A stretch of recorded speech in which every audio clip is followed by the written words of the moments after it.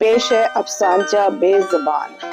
Please for God سیک ان بے زبانوں پر ظلم کرنا بند کیجیے، کبھی ان کو پچکار کر تو دیکھیے، زندگی بھر آپ کے وفادار بن کر رہیں گے، پلیز ان پر رحم کیجیے۔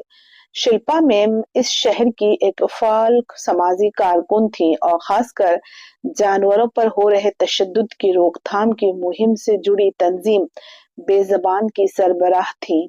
آج ٹی وی کے ایک پروگرام پر اپنے ڈاگی جیک کو گود میں لیے انٹرویو دے رہی تھی تاکہ لوگوں میں بے زبان جانوروں کے تحفظ کے تئیں بیداری پیدا ہو سکے۔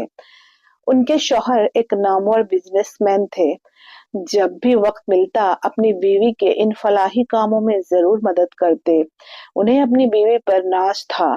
گھر میں نوکر چاکر رہتے ہوئے بھی شلپا میم اپنے جیک کو خود اپنے ہاتھوں سے اس کا من پسند کھانا پکا کر کھلاتی، ٹہلاتی، وقت نکال کر کھیلتی، کار میں بٹھا کر گھماتی، ڈاکٹر سے ریگولر چیک اپ کرواتی، گویا وہ بے زبان جانوروں کی سچی غمگسار تھی۔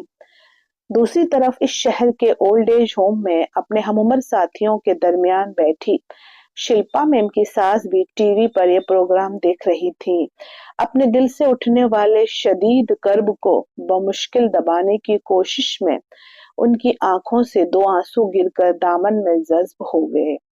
وہ سوچ رہی تھی، کاش ہم بوڑھے ماں باپ کو تم بچے بے زبان جانور ہی سمجھ لیتے۔